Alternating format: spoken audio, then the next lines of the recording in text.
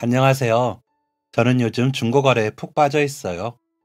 예전에는 남이 쓰던 물건을 산다는 게 뭔가 찝찝하다는 생각이 들어서 꺼리게 되었는데 우연한 기회로 경험을 해보고 난 후 생각이 확 달라지더라고요.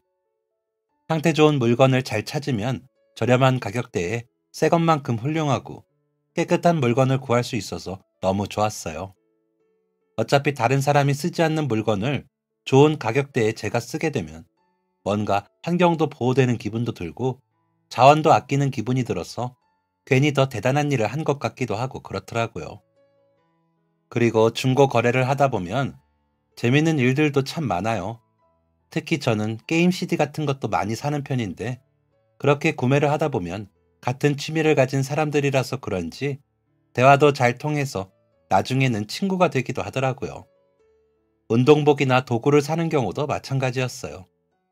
우연히 동네 분에게 배드민턴 채를 사게 되었는데 마침 저랑 또래라서 그분이 운영하는 배드민턴 동호회에 가입해서 여럿이서 같이 경기도 하고 제 친구들이 시간이 안 될 때면 동호회에 참석해서 게임을 할 수 있어서 너무 좋았네요. 또 물품에 관한 재미있는 사연들도 알 수 있어요. 어떤 분은 큰 마음 먹고 게임 CD를 샀는데 아내분에게 혼이 나서 게임 CD 다시 팔기 전에는 절대 집에 들어오지 말라고 해서 눈물을 머금으며 판다고 하더라고요. 사놓고 몰래 숨겨두었던 거라 반품 날짜도 지나서 어쩔 수 없이 자신이 산 가격보다 내려서 중고로 판매를 한 거죠. 비싸게 주고 샀는데 게임을 한번 해보지도 못하고 판다며 부디 가져가서 자기 몫까지 재밌게 해달라고 하더라고요.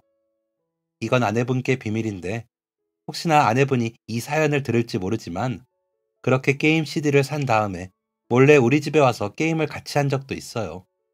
부디 이 이야기를 듣고 아내분이 남편에게 화를 많이 내지 않았으면 좋겠네요. 이렇게 동네에서 중고 거래를 하다 보니까 동네에서 서로 몰랐던 분들과도 진짜 이웃 사촌으로 발전할 수 있고 동네에 대한 애착도 많이 생겼어요. 거래하러 나가면 시골에서 받은 귤이나 고구마라면서 나눠주는 분들도 있고 집에서 베이킹 하는 게 취미라서 만들었는데 먹어보라며 주시는 분들도 있어요. 그래서 예전에는 필요한 게 너무 비싸서 중고 거래를 이용했다면 요즘은 그냥 사람들도 만나고 이런 재밌는 일들도 많아서 일부러 중고 거래를 할 때도 있어요. 그러다 보면 제 물건을 팔게 될 때도 있는데요. 예전에는 그냥 물건만 쌩하고 가져다 드리고는 했는데 제가 몇 번 친절을 겪어보니 괜히 저도 나갈 때 거래하는 분께 사탕이나 초콜릿이라도 하나씩 가져다 드리게 되더라고요. 그렇게 나가보면 상대분도 가끔 드시라면서 음료 하나라도 가지고 나오시곤 하시는데 그럴 때마다 가슴이 따뜻해지더라고요. 전 지방에서 살아서 더욱 그런 정이 그리웠던 것 같기도 해요. 제가 어릴 때는 예전에 우리 집 이웃집 할 것 없이 음식을 많이 하면 나눠주기도 하고 무나 배추가 너무 많으면 이웃집에 있는 고구마, 감자랑 바꿔오기도 하고 그랬거든요. 옆집 형이 타던 자전거 제가 타기도 하고 제가 입던 옷 앞집 동생한테 물려주기도 하고 지금처럼 컴퓨터나 핸드폰을 이용해서 중고 거래를 하는 것은 아니지만 나름의 방식으로 중고 거래가 성행했던 때였죠. 도시로 이사를 하게 되면서 그리고 점점 세상이 변하게 되면서 어느새 우리 집 문을 어떻게 하면 더 꼭꼭 잠글 수 있을까를 연구하게 되었는데 중고 거래를 알게 되고 나서는 잊고 있던 이웃의 정을 다시 느낄 수 있었던 것 같아요. 간혹 제가 중고 거래를 정말 좋아하는 모습을 보고 돈이 없어서 그러냐고 오해하시는 분들도 있더라고요. 그런데 돈이 없어서라기보다 아무리 돈이 있어도 제가 사려는 걸 조금이라도 저렴하게 사면 좋은 거라고 생각하거든요. 어떻게 들으면 너무 구두쇠 같다, 쫌생이 같다고 하는 친구들도 있는데 오히려 그 친구들이 중고 거래의 매력을 모르는 것 같아 아쉽더라고요. 우리 집은 어릴 때 엄청 시골에서 살다가 도시로 올라왔어요. 도시에 대한 로망이 있던 아버지 덕분이었죠. 아버지는 어릴 때부터 무조건 크고 반짝거리는 도시에서 가족들과 사는 게 꿈이었다고 하셨거든요. 그래서 도시로 올라와 일자리를 찾으셨고, 아버지는 건설 현장 노동자로 어머니는 공장에서 일하며 저희 삼형제를 키우셨어요. 저희 형제들은 정들었던 시골에서 살다가 도시로 올라와 다시 친구들이 보고 싶고 예전 동네가 그립다며 칭얼거리고 투덜거리기도 참 많이 했는데 아버지 어머니는 저희 형제를 먹여 살리기 위해 묵묵히 일하셨죠. 그리고 악착같이 돈을 모아서 가게를 차리셨어요. 생각보다 가게가 정말 잘 되어서 저는 남들보다 덜 힘든 유년기를 보낼 수 있었어요. 그래도 부모님께서는 혹시나 경제 개념이 없는 아이들로 자랄까봐 걱정하셔서 용돈도 아무렇게나 주시지 않으셨어요. 꼭 필요한 준비물이나 책을 사는 것에만 용돈을 주시고 나머지는 저희가 직접 가게에 나와서 아르바이트를 하면서 벌 수 있도록 하셨죠. 그래서 저와 형들은 중고등학생 때부터 가게에서 아르바이트 하면서 용돈을 받았어요. 성인이 되고 나서는 아예 용돈을 끊으셨어요. 형들은 부모님 가게에서 일하며 돈을 벌었고 저는 그때 다니던 대학 근처에서 아르바이트 하면서 용돈을 벌었어요. 대학을 졸업하고 나서 유명한 대기업에 취업에 성공했어요. 남들은 꿈에 그리는 회사였지만 막상 회사 생활을 시작하고 보니 저랑 너무 맞지 않더라고요. 다른 사람들 모두 직장 생활하는 게 힘들겠지만 제가 남들보다 끈기가 더 없는 것인지 도저히 직장 생활을 버틸 수가 없었어요. 하루에 몇 시간을 자는지 모를 너무나 긴 근무 시간에 원하지도 않는 술을 억지로 먹어야 하는 많은 회식들, 영업과 인간관계를 유지하기 위해서 억지로 나가야 하는 술자리들까지 제가 감당하기에는 모두 힘든 부분이었죠. 그래도 어렵게 들어온 회사인 만큼 버텨보자 싶어서 3년을 이 악물고 다녔어요. 하지만 그렇게 다니면 다닐수록 제 몸만 더 망가지더라고요. 몸에 맞지도 않는 술을 먹느라 간도 상하고 피로에 스트레스 때문에 만성 위염을 달고 살았어요. 한 번은 쓰러져서 병원에 실려가 링거까지 맞게 되었죠. 그때 극심한 피로와 스트레스 때문이라는 이야기를 듣고 아, 진짜 이러다가는 내가 먼저 죽겠다. 이대로는 안 되겠다. 하고 결심을 내렸어요. 그리고 입사한 지 4년 만에 저는 퇴사를 결심했어요. 주변에서는 다들 뜯어말렸죠. 아직 한참 젊은 나이인데 왜 벌써 그렇게 좋은 회사를 퇴사하냐. 조금만 더 버티고 다니면 편해진다면서 조금만 더 버티라고 하더군요. 또 혹은 지금 다른 회사에 입사하기에는 너무 많은 나이라며 이제 막 대학 졸업한 애들이랑 경쟁해서 어떻게 재취업에 성공할 거냐고. 지금처럼 취업하기 어려운 시대에 왜 그렇게 연봉도 센 회사를 그만두냐고 하더라고요. 같은 학과 동기들에게도 근성 없다, 한심하다는 이야기도 많이 듣고 다른 사람들도 다 힘들게 직장 다닌다, 눈 안 떨지 말라는 이야기도 많이 들었어요. 그런데 이 세상에 딱 한 곳, 제 편인 곳이 있더라고요. 바로 가족이었어요.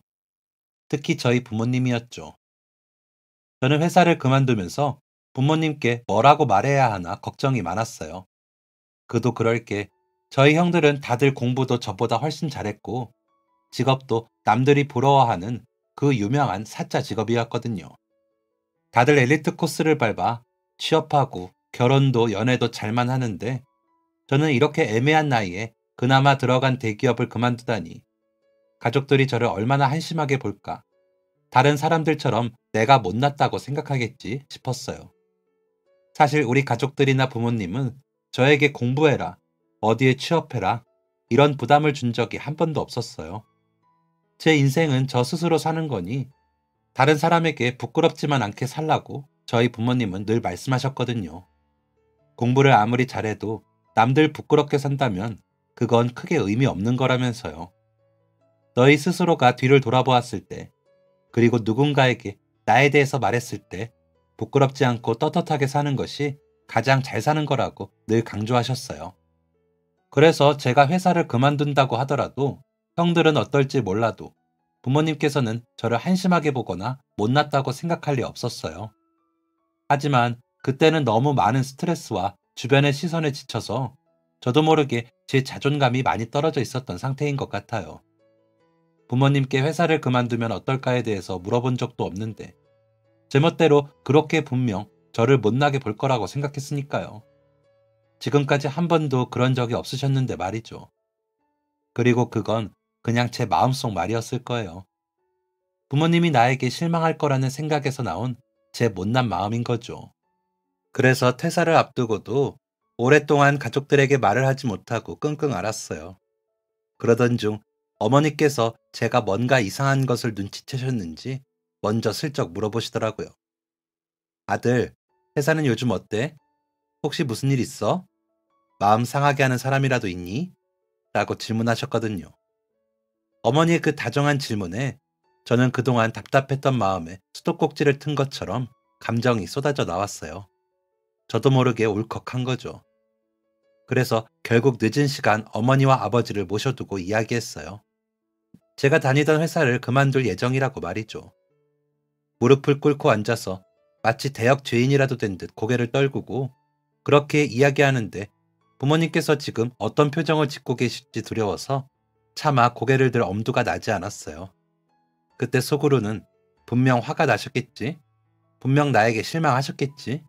하는 생각만 하고 있었거든요. 그런데 그때 아버지께서 말씀하셨어요.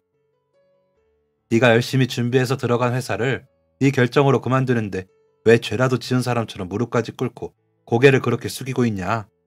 네가 아무렇게나 즉흥적으로 선택하는 아이도 아니고 분명 고민 끝에 그리고 신중하게 생각하고 내린 결정이겠지.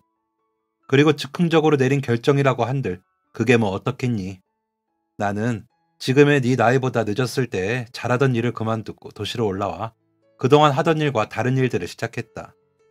심지어 자식까지 있었는데 새로운 도전을 위해서 가족을 끌고 도시로 올라온 거지. 그리고 그동안 힘든 시기들도 있었지만 나는 그때의 결정을 후회하지 않는다.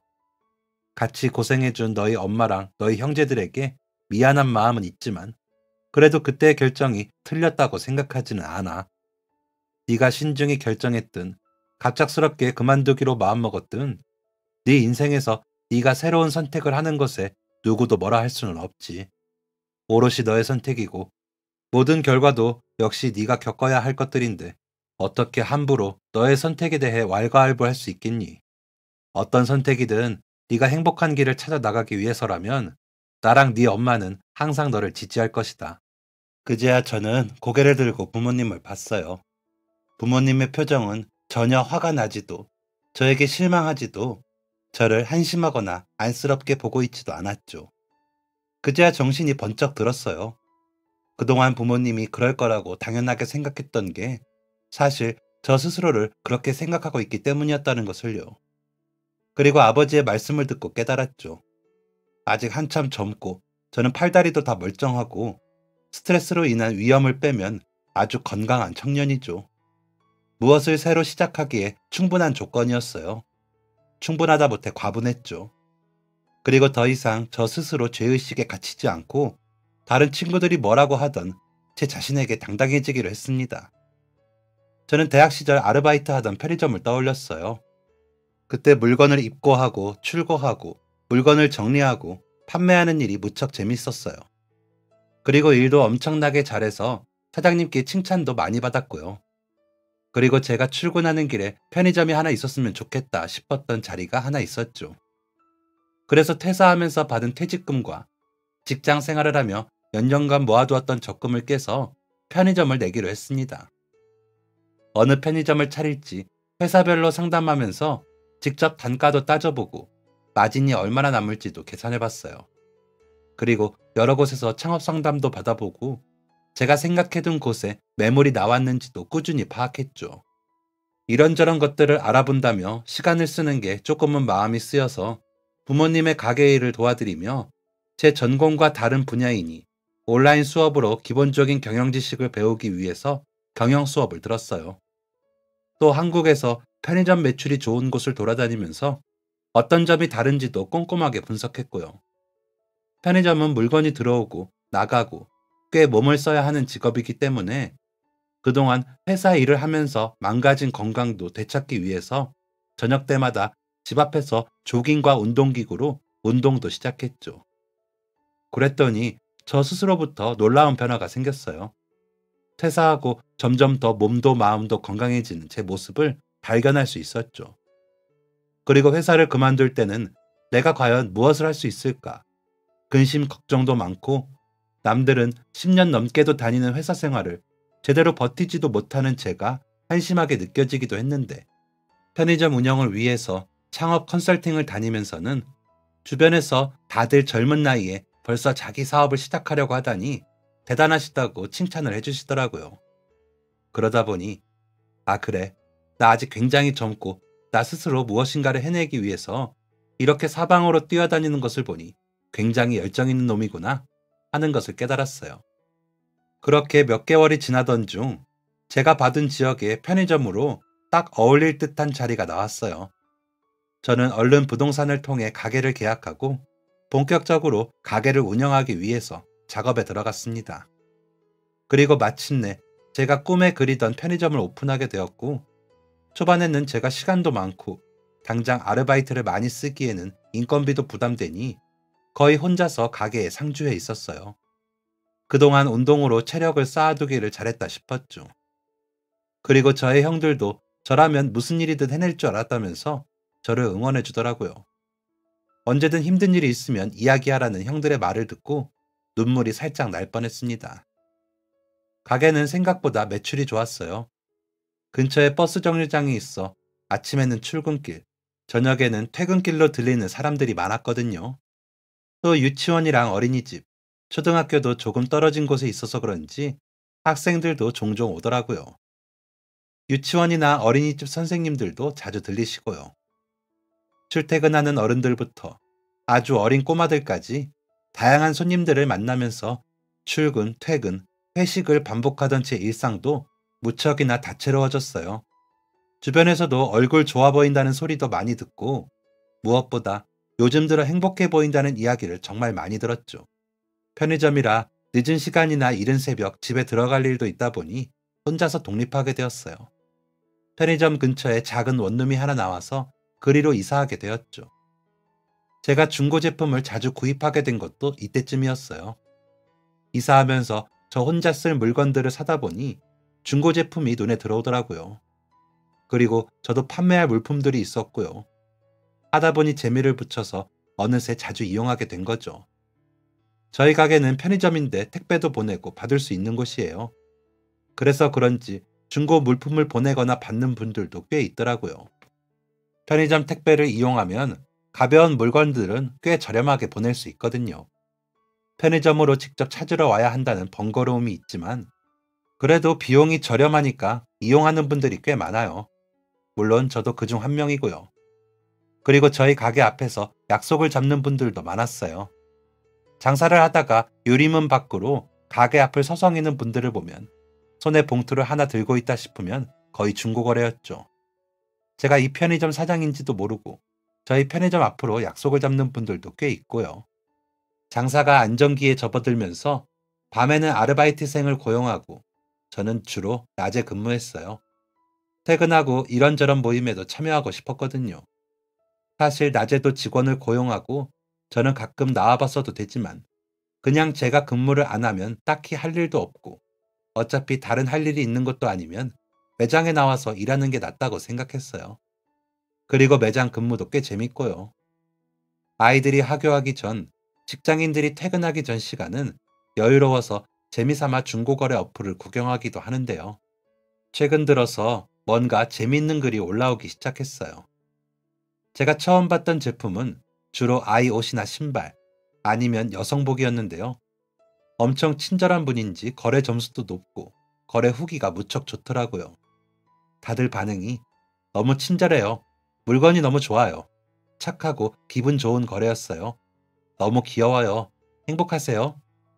이렇게 아주 따뜻한 말들만 적혀 있더라고요. 물건도 꽤 꾸준히 올리는 편인데다가 사진을 찍는 장소가 다 비슷해서 새로운 물품이 올라오면 바로 그 사람인가? 하고 알겠더라고요. 물품 사진도 정말 열심히 찍어서 올리고 글 내용도 엄청 자세히 써서 올렸는데 맞춤법이 틀린 부분이 많기는 했지만 그래도 엄청 성실하게 활동하는구나 생각이 들었어요. 어느 날 낮 시간, 저는 혼자 근무하고 있었어요. 그날따라 날이 좀 더워서 그런지 길에 손님이 별로 없더라고요. 그런데 유치원생쯤 보이는 꼬마가 자기보다 조금 더 큰 형이랑 같이 가게를 들어왔어요. 둘이서 곱게 접은 지폐를 가지고 김밥 한 줄이랑 우유 2개를 사더라고요. 그러더니 둘이서 테이블에 앉아서 한참을 뭔가를 열심히 하더라고요. 투닥투닥 하기도 하고 손뼉을 치며 좋아하기도 하면서 뭘 그렇게 열심히 하는지 그 두 사람을 보니 괜히 제가 어릴 때 형들이랑 다니던 게 생각나서 오지랖인 것은 알지만 과자라도 하나씩 더 먹으라고 애들 좋아하는 젤리 한 봉지를 들고 다가갔어요. 아니, 안녕하세요라고 쓸 때는 새가 아니라 새라니까? 그럼 이건 이렇게 쓰는 거 맞아? 아니야, 그것도 틀렸어. 맨날 할 때는 매라고 쓰고 밑에 니은 써야 돼. 보니까 둘이서 핸드폰을 켜서 뭘 열심히 하고 있었는데 자신의 장난감 기차를 찍은 사진을 중고거래 사이트에 올리고 있더라고요. 동생이 열심히 글을 쓰고 있으니 옆에서 형이 나름대로 자기가 딱 형이라고 맞춤법을 알려주는 것 같았어요.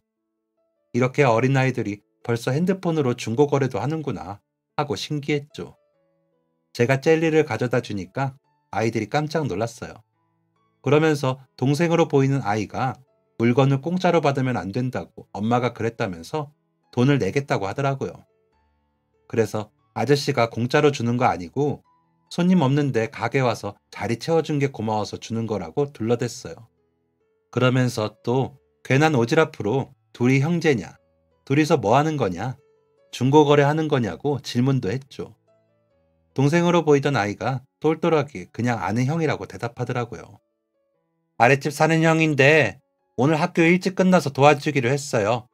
중고거래 하는데 오늘은 엄마가 봐줄 수가 없어서 글씨가 맞는지 잘 몰라서요. 이 형 받아쓰기 맨날 100점 맞아요. 그래서 제가 글 쓰는 거 맞는지 봐준다고 했어요. 전 아직 학교 안 다녀서 모르는 글씨도 좀 있거든요. 저는 아이들이 너무 귀여워서 무슨 물건 파는 거냐, 아저씨도 사도 되냐고 물어봤어요. 그랬더니 자기 아이디를 알려주면서 여기서 메시지 보내고 사고 싶다고 연락하면 된다고 알려주더라고요. 저도 이용하는 사이트라서 어떻게 하는지 방법도 다 알지만 괜히 어린아이가 열심히 설명해주는 모습이 너무 귀여워서 그냥 설명하는 걸 듣고 있었어요. 오, 그래. 정말? 이렇게 리액션도 해주면서 열심히 듣고 있었죠. 아이들이 너무 착하고 귀여워서 그 자리에서 물건을 바로 산다고 이야기할까 하다가 그래도 나름 이렇게 열심히 중고거래 사진도 찍고 글도 올리는데 사이트에서 메시지를 주고받는 재미도 느끼고 싶을 것 같다는 생각에 나중에 글을 보고 메시지를 보내야겠다고 생각했어요. 그렇게 얼마 있다가 자기들 할 일이 다 끝났는지 아이들이 돌아갔고 저는 나중에 또 놀러 오라고 인사를 하고는 자리에 앉았어요. 그리고 글이 올라오기를 기다렸죠. 그리고 얼마 뒤 게시글이 올라왔어요. 어릴 적 제가 무척이나 좋아했던 캐릭터가 그려진 장난감 기차더라고요. 저는 그 글을 보자마자 바로 메시지를 보냈어요. 그 아이가 올린 가격보다 훨씬 더 비싼 가격을 이야기하면서요. 잠시 뒤 아이에게 답장이 왔고 다른 분들한테 연락이 많이 왔다고 했어요. 그래서 저는 무조건 제가 사고 싶어서 아까 만난 편의점 아저씨인데 너무 좋아하는 장난감이라서 꼭 사고 싶다고 아저씨한테 팔면 과자도 같이 주겠다고 했어요. 예전부터 너무 가지고 싶었던 장난감이니 꼭 저한테 팔아달라고요. 아이는 잠시 고민을 하는 것 같더니 알겠다고 내일 집 앞에 장난감을 걸어두겠다고 하더라고요. 다음날 저녁쯤 찾아가도 되냐고 물어봤더니 아이는 흔쾌히 괜찮다고 했어요. 다음날 저녁, 저는 아르바이트생이 오자마자 매장에서 과자랑 음료수를 잔뜩 챙겨 아이가 이야기해준 집 주소로 갔어요. 그 애가 올렸던 금액보다 훨씬 많은 돈을 준비했죠. 그리고 아이의 집 앞에 도착하니 집 문 앞에 비닐봉지에 기차가 걸려 있었어요. 저는 과자만 걸어두고 장난감을 가지고 갈까 하다가 봉투에 돈이 많이 들어있어서 혹시나 누가 가져가면 어떡하나 하는 생각이 들어 직접 만나서 돈을 주고 가야겠다는 생각이 들었어요. 그래서 용기 내 배를 눌렀죠. 그랬더니 안에서 어떤 여자분의 목소리가 들렸어요. 누구시냐고 물어보길래 중고거래 하기로 한 사람인데 혹시 집에 아드님이 있으시면 물어보면 알 거라고 이야기했더니 잠시 뒤에 문을 열어주시더라고요. 하지만 문을 연 것은 어린아이였어요. 바로 어제 편의점에서 만난 그 아이였죠. 안녕? 우리 어제 만난 거 기억하지? 아저씨가 과자랑 음료수도 가지고 왔는데 혹시 누가 가져갈까봐 직접 주려고 배를 눌렀어. 놀랐다면 미안해. 혹시 아까 대답하신 분은 엄마야? 네, 저희 엄마예요. 괜찮으면 아저씨가 엄마랑 이야기를 좀 나눌 수 있을까? 제 이야기를 들었는지 아이 어머니가 뒤쪽에서 무슨 일이냐며 나타났어요. 저는 어머니에게 어제 중고거래에서 글을 본 것을 이야기해드렸죠. 그러면서 중고거래에 올라온 글을 어머니께 보여드렸어요. 그리고 더 자세한 상황을 알고 싶다고 말씀드렸더니 들어오라고 해주시더라고요. 자리에 앉으니 어머니께서 차라도 내오신다고 하시길래 저는 가지고 온 과자와 음료가 있어서 괜찮다고, 담을 그릇이랑 컵만 좀 제가 써도 되냐고 물어봤어요. 그리고 자리에서 일어나 컵과 그릇을 챙겨 다시 와서 앉았죠. 과자를 그릇에 담아주고 아이에게는 제가 새로 사온 장난감도 함께 주었어요. 아이는 그걸 보더니 정말 눈이 휘둥그레지면서 좋아하더라고요. 하지만 전날 말했던 것처럼 다른 사람한테 물건을 그냥 받으면 안 된다는 것 때문인지 자신의 어머니를 한번 쳐다봤어요. 저는 어머니께 제가 너무 주고 싶어서 그런 거라고 부탁했고, 어머니께서는 마지못해 장난감 값은 꼭 드리겠다고 말씀하시더라고요. 저는 아이에게 장난감 포장을 뜯어서 주었고, 아이는 신나서 한쪽으로 가서 장난감을 가지고 놀았어요. 이렇게까지 하지 않으셔도 되는데 정말 감사해요. 오늘 받은 장난감이랑 과자값은 제가 나중에 꼭 갚을게요. 아이가 중고거래 글을 올렸다는 이야기는 들었는데 그런 내용을 적었는지 몰랐네요. 다른 분들도 답장이 많이 왔네요. 어머니는 아이가 올린 중고거래 글을 확인하시며 말했어요. 우리 집이 넉넉한 형편은 아니다 보니까 중고거래를 많이 이용했어요. 아이 옷이며 장난감 같은 거 사줄 형편이 제대로 되지 않아서 주변에서 얻을 수 없는 것들은 죄다 중고로 사왔거든요. 아이가 재밌어 보였는지 옆에서 항상 유심히 봤었어요. 글 쓸 때 자기도 해보고 싶다면서 직접 써보기도 하고 사진도 찍어보고 싶다고 해서 찍게 해줬죠. 슬슬 한글도 떼기 시작하면서는 자신감이 붙었는지 본격적으로 자기가 글 올려보고 싶다고 해서 직접 해보라고 제 핸드폰을 주고 사진이랑 글까지 다 쓰고 나면 맞춤법 같은 거 틀린 거 없나 한 번씩 봐주기만 했어요. 제가 몸이 안 좋아지기 시작하면서는 메시지 오면 답장 같은 것도 대신 써달라고 부탁도 하고 중고로 팔 물건을 봉투에 담아서 문 앞에 걸어두라고도 이야기했어요. 그랬더니 그게 너무 재미있었는지 가끔 문 앞에 물건 걸어두고는 가지러 오는 시간에 맞춰서 기다리고 있더라고요. 오시는 분들도 어린애가 문 앞에 있으니까 네가 글 올린 거냐고 하시면서 귀엽다고 돈도 더 주고 가고 그러셨어요. 아무래도 이제 6살밖에 안 된 어린애가 혼자 글도 올리고 중고거래 하겠다고 문 앞에서 기다리고 하는 거 보니까 기특하고 귀여우셨나 봐요. 상품이 엄청 좋은 것도 아니었을 텐데 후기도 좋게 써주시고 저희가 올리는 상품은 무조건 사겠다고 하시는 분들도 있어요. 어머니께서 아이가 올린 글을 보고 놀라셨던 이유 중 하나였어요. 아이가 자신의 장난감을 팔겠다고 올리면서 안녕하세요. 장난감 기차 팔아요. 엄마가 아주 많이 아파요. 너무 아파서 맨날 약을 먹어요. 그리고 누워 있어요. 많이 아픈가 봐요. 밤에는 가끔 울어요. 맨날 나한테는 골고루 건강하게 먹어야 한다고 하면서 엄마는 잘 안 먹어서 그런 것 같아요. 엄마한테 맛있는 음식 많이 사주고 싶어요. 제가 제일 아끼는 장난감이에요. 라고 적어두었거든요. 어머니는 그저 아이가 중고 거래하는 것을 재밌어 한다고만 생각했는데 사실은 아픈 어머니를 위해서 아이는 돈을 벌고 싶어 중고 거래를 하려고 했던 거죠. 아프시다고 들었는데 혹시 어디가 어떻게 아픈 건가요? 제가 원래는 공장을 다녔어요. 그런데 맨날 똑같은 자세로 앉아서 일해서 그런지 어느 날부터인가 허리가 숨을 못 쉬게 아프더라고요. 그냥 일을 너무 고되게 해서 그런가 보다 싶어서 처음에는 파스나 붙이면서 넘겼어요. 그런데 점점 팔도 저리고 아픈 게 심해지더라고요. 디스크겠거니 싶어서 병원 가서 물리치료를 몇 번 받았는데 생각보다 비용이 부담스럽더라고요. 저희 형편에. 그래서 그냥 약국에서 진통제 사서 먹으면서 버텼어요. 지금까지 그냥 진통제로 버티고 있는데 갈수록 아픈 게 심해져서 어떤 날은 아예 일어나지도 못하기도 해요. 온종일 누워있느라 일도 제대로 못하고요. 그러다 보니 당연한 거겠지만 공장에서도 이제 이렇게 일할 거면 다른 사람 써야 할 것 같다고 하더라고요. 다른 일자리 찾아서 다니기는 했는데 몸이 시원치 않으니 선뜻 쓰겠다는 것도 없고 저도 일하러 나갔다가 다음날 못 나가버리는 일도 생기고 그래서 생활비는 더 쪼들리고 나름 아픈 티를 안 내려고 애썼는데 저 어린 녀석이 걱정할 정도로 티가 났나 보네요. 미안하게. 혹시 남편은 작년에 죽었어요.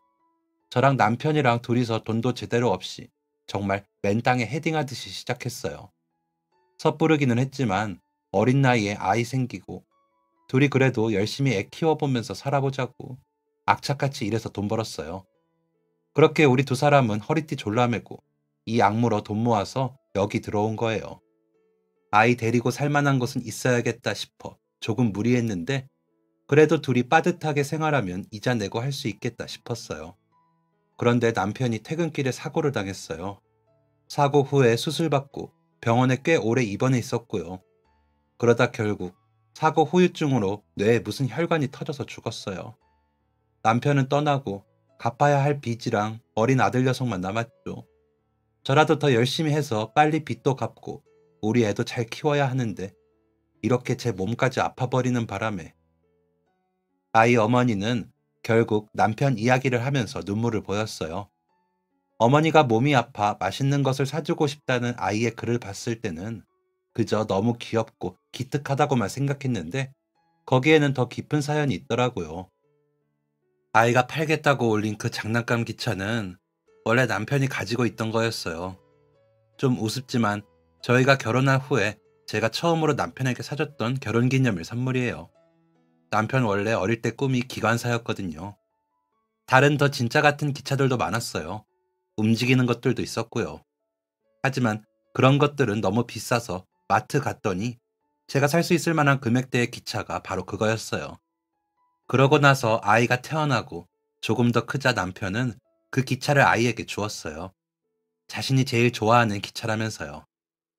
누군가 눈에는 마트에서 파는 그냥 장난감 기차일 뿐이지만 저에게는 무척 소중한 의미가 있던 거예요. 저희 아이에게도 자기 아빠로부터 받은 몇 안 되는 선물이죠. 아이가 그 기차를 무척 좋아했어요. 집에 워낙 장난감이 없어서도 그랬겠지만 아빠가 줬던 거니까 더 애틋하게 대했죠. 아빠가 준 소중한 선물이고 자기가 아끼던 거니까 중고로도 잘 팔릴 거라고 생각했나 봐요. 마트에서 얼마 하지도 않는 기차인데. 그런데 저희 아이 생각해서 그리고 제 생각 해주셔서 이렇게 비싼 값에 다들 기차를 사겠다고 하시니 너무 죄송하고 감사하고 뭐라고 더 표현을 해야 할지 모르겠어요. 우는 아이 어머니를 보니 마음이 아팠어요. 그리고 문득 저희 부모님이 생각났어요. 시골에서 올라와 도시에서 아이들과 살아남기 위해 고군분투했던 그분들. 다행히 두 분은 좋은 기회를 만나 살림살이가 나아졌지만 이분에게는 운명이 가혹하게도 이제 막 행복할 수 있을 것 같다는 희망 앞에서 남편까지 잃게 된 거죠. 저는 회사에 다니면서 일하기가 너무 싫어 그만두었는데 이분에게는 아무리 힘든 일이어도 아이를 위해 아픈 몸을 끌고서라도 나갈 일자리가 필요했죠. 이런 사연을 들으니 아이 어머니를 위해서 제가 더 도와주고 싶다는 생각이 들었어요. 그리고 한 가지 결심을 했죠. 어머니, 혹시 아이 유치원 가 있을 동안 저희 편의점에서 일하시면 어떤가요? 어차피 제가 계속 근무하는 거라 꼭 매일 하실 필요도 없고 몸이 많이 아프면 쉬겠다고 연락하셔도 돼요. 저는 가게 바로 옆에 살아서 못 나오신다고 하면 제가 바로 나가면 되니까 무리하실 필요도 없어요. 아프신 거 다 알고 고용하는 거니 혹시 아파서 못 나오는 날이 많으시다고 해도 그만두시라고 안 할게요. 정말, 정말요? 그렇지만 그러면 제가 너무 민폐가. 에이, 하나도 민폐 아니에요. 같은 동네 이웃 주민끼리 서로 돕고 사는 건데요, 뭐. 저도 낮에 일해줄 사람 있으면 다른 볼일도 볼 수 있고 좋죠. 이웃 사촌이라는 말이 괜히 있는 거겠어요. 같은 동네 살고 우리가 이웃하면서 살면 모두 가족처럼 지낸다는 뜻이죠. 제가 그냥 돈을 드리겠다는 것도 아니고 엄연히 직원으로 고용하는 건데요, 뭘. 감사합니다. 감사합니다. 너무 감사합니다. 제가 내일이라도 바로 출근할게요. 아니요. 내일은 일단 다른 데 가보셔야 할 것 같아요. 어머니는 어리둥절한 표정을 지었고 저는 씩 웃었어요. 그리고 제가 중고거래로 알게 된 다른 이웃 주민에게 연락했죠. 그분이 병원을 운영하신다고 전에 이야기를 들었거든요. 그분에게 연락을 드렸더니 안 그래도 아이가 올린 그 글을 보고 자기도 돕고 싶다며 연락했었다는군요. 제가 마침 그 아이 집에 와 있다고 이야기하니 아이 어머니를 바꿔줄 수 있냐고 물어보았어요. 그래서 바로 아이 어머니를 바꿔드렸죠. 어머니께서는 한참을 알겠다고 대답하시고 너무 감사하다며 눈물을 글썽거리셨어요. 그리고 자신의 연락처를 알려주고는 전화를 끊었습니다. 방금 그분께서도 저희 아이가 쓴 글을 봤다네요. 병원을 운영하신다고 어디가 아픈지 봐주시겠다네요. 그래서 내일 저보고 병원으로 오라고 하시네요. 진료비랑 치료비도 모두 무료로 진행해 주시겠다고요. 세상에 어떻게 이런 일이, 저한테 어떻게 이렇게 감사한 일이. 이웃이잖아요. 서로 어려울 때 도와주고 힘들 때 기대고 그런 거죠. 내일은 병원 다녀오시고 근무할 수 있으실 때 연락해 주세요. 천천히 하셔도 돼요. 감사합니다. 정말 감사합니다. 저는 어머니와 인사를 나누고 아이에게도 다음에 또 보자고 인사를 하고는 돌아왔어요. 그리고 아이가 팔려고 했던 장난감 기차도 돌려드렸죠. 아이에게 아버지와의 추억이 담긴 물건이잖아요. 어머니도 남편분과 추억이 담긴 물건이고요. 제가 이걸 어떻게 받을 수 있겠어요? 원래부터 필요했던 물건도 아니에요. 그저 아이를 도와주고 싶어서 사겠다고 한 거지. 아이한테 소중한 장난감이라 원래도 돈만 전해드리려고 했어요. 그러니까 이 장난감은 다시 아이에게 주세요. 돌아가신 아버지와의 추억이 담긴 장난감을 제가 어떻게 감히 가져갈 수 있겠어요? 그래서 다시 돌려드리고 왔죠. 다음날 어머니는 병원에 방문해 검사도 받으셨다고 해요. 알고 보니 척추에 종양이 생겨 신경을 누르고 있었다고 하는군요. 그동안 팔이랑 목이 굉장히 아프고 저리고 거동이 힘들었을 텐데 어떻게 진통제만 먹으면서 참았는지 놀랍다고 하시더라고요. 다행히 수술로 해당 종양을 제거하고 나면 괜찮을 것 같다는 의견을 들었어요. 그리고 수술비도 모두 병원에서 해결해 주겠다며 걱정하지 말라고 하셨죠. 그리고 그 사연을 들은 다른 이웃분께서는 어머니가 수술하고 회복하는 동안 아이를 돌봐주겠다고 했어요. 마침 또래 아이를 키우고 있는 분이었는데요. 아이 장난감을 판매한다길래 관심이 생겨서 글을 읽었다가 어머니가 아프시다는 이야기를 들었다네요. 아이에게 장난감을 팔아도 된다고 부모님 허락은 받았냐고 물어보다가 아이의 사연을 알게 되었고 곧 어머니께서 수술한다는 이야기를 듣고는 흔쾌히 자기 집에서 아이를 돌봐주겠다고 하셨어요. 또 아이의 사연을 알게 된 다른 이웃분은 자신은 태권도 학원을 운영한다며 유치원 끝나고 아이에게 태권도를 배울 수 있도록 하면 어떠냐고 물어보셨다네요. 비용도 받지 않을 테니 걱정 말라면서요. 그 덕분인지 어머니는 무사히 수술을 받을 수 있었고 장난감을 사겠다고 연락해 주신 분들의 메시지를 하나하나 읽어보고 정성스러운 답변을 해주셨어요. 너무 죄송하지만 아이 아버지와 추억이 담긴 물건이라 판매하지 않기로 했다고. 관심 가져주어서 감사하다면서요. 그리고 나중에 들어보니 저 말고도 많은 분들이 아이의 물건을 판매한다고 올려놓은 가격보다 훨씬 비싸게 사겠다고 앞다퉈 연락을 했다고 해요. 어머니는 그 메시지를 다 읽으면서 아직도 세상이 이렇게 따뜻하다는 것을 느끼며 너무 감사했다고요. 몸이 무사히 회복된 후 아이 어머니는 저희 편의점에서 일을 시작했어요. 아직 무리해서 움직이면 안 되는 터라 일주일에 3, 4일 정도 나와서 낮 동안 근무를 해요. 일부러 저는 김치나 반찬 종류, 그리고 야채 종류를 넉넉하게 발주해서 퇴근할 때마다 어머니 보고 가져가라고 챙겨드려요. 아이들 좋아하는 과자들도 하나씩 챙겨주고요. 어머니께서는 이 은혜를 꼭 갚겠다고 하시면서 너무 감사하다고 매번 진심을 담아 이야기하세요. 아이 어머니가 저희 편의점에서 일하게 되었다는 것을 알고 종종 이웃분들이 아이 어머니에게 전달하라면서 반찬이나 아이들 옷, 가방, 학용품 등을 맡기고 가세요.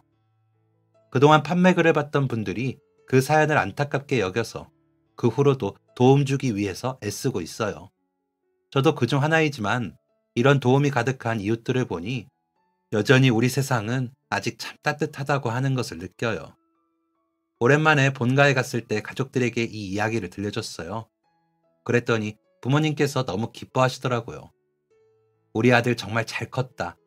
너무 자랑스럽다. 라고 하며 표현이 서툰 저희 아버지께서도 저를 안아주시면서 저보고 대견하다고 하셨어요.